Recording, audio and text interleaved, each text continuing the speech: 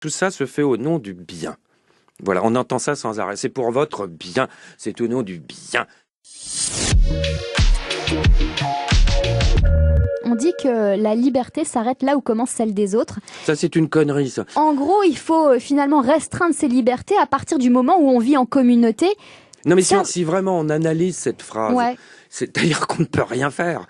Puisque quelqu'un va toujours trouver quelque chose à redire. Pour moi, l'essence de la liberté, c'est dire des conneries.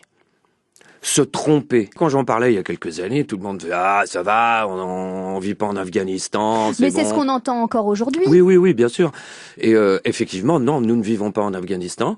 Est-ce qu'on vit en dictature, comme certains le disent? Il y a une forme pas de dictature, mais il y a une forme d'autorité. C'est pour ça que c'est très difficile de lutter contre ça. Tout ça se fait au nom du bien. Voilà, on entend ça sans arrêt. C'est pour votre bien, c'est au nom du bien. C'est pour. Moi, j'ai envie de leur dire, mais occupe-toi de ton cul, et puis laisse-moi m'occuper du mien aussi. Oui, mais c'est faisable ça en société. Mais c'est évidemment, mais on l'a fait avant. Pourquoi alors qu'est-ce qui a vrillé? Qu'est-ce qui a fait qu'à un moment donné... Qu'est-ce qui a vrillé? Parce que nous avons eu des sortes d'intégristes de la pensée qui ont débarqué. De toute façon, on en est tous responsables. Moi, je dis jamais il ou on. Je me mets toujours dans le tas. Nous sommes responsables de ce qui est arrivé. Voilà, du meilleur comme du pire. Mais alors à quel moment il s'est passé? À quel moment ça a basculé? Alors on a laissé faire à quel moment? Pour moi, il y a eu quelque chose de vachement important et évidemment tout le monde était pour et comment être contre. C'est là où c'est difficile. Quand il y a eu les premières mesures anti-alcool et anti-tabac. Sauf que petit à petit, c'est ajouté après les faites attention à l'alcool, faites attention au tabac. Après, on restreint. Après, on punit, on interdit, on encadre. Et puis après le tabac, c'est manger gras. Et après, c'est rouler. Et après ceci, cela. Et après, ça devient une vraie ingérence dans nos vies. On est traités comme des enfants, quoi. On est traités comme des enfants. On est infantilisés. Et tout ça avec notre assentiment. C'est-à-dire que on s'auto-limite, on s'auto-censure, ce qui est alors vraiment le pire du pire.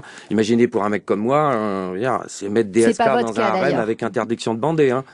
Mais et donc moi je veux lutter contre tout ça. Est-ce que vous diriez plutôt que la vie des uns s'arrête là où commence la liberté des autres? Non plus alors. Alors je dirais ni l'un ni l'autre. On l'a vu avec la pandémie déjà. On a été divisés depuis le début. Les jeunes contre les vieux, la campagne contre la ville, la grande surface contre le petit magasin, les vaccinés, non vaccinés, pass, anti-pass, tout le temps. Et le mot d'ordre général, c'est ensemble que nous sortirons de cette pandémie. Mais on n'a jamais été aussi On n'a jamais été aussi divisés. Mais avant aussi, ça a été que l'apothéose. Je ne sais pas si les gens se rendent bien compte. Plus on met en avant la laïcité, plus l'obscurantisme se développe. Plus on diabolise la violence, plus elle augmente. Plus on prône le vivre ensemble, plus on a du communautarisme. Il faut. Moi, je pense que c'est là-dessus qu'il faut agir. C'est-à-dire, ça ne marche pas. Cette bonne volonté affichée, qui devient une sorte de dictature morale, ça ne marche pas. L'être humain est imparfait. Voltaire le disait. L'être humain est pétri de faiblesses et d'erreurs. Quand j'entends tolérance zéro, par exemple, c'est absolument impossible la tolérance zéro. Le risque zéro, tout ça. On se met des challenges qu'on n'arrivera jamais à atteindre. Donc, qu'est-ce qu'on fait? Au bout d'un moment, on pète un boulon.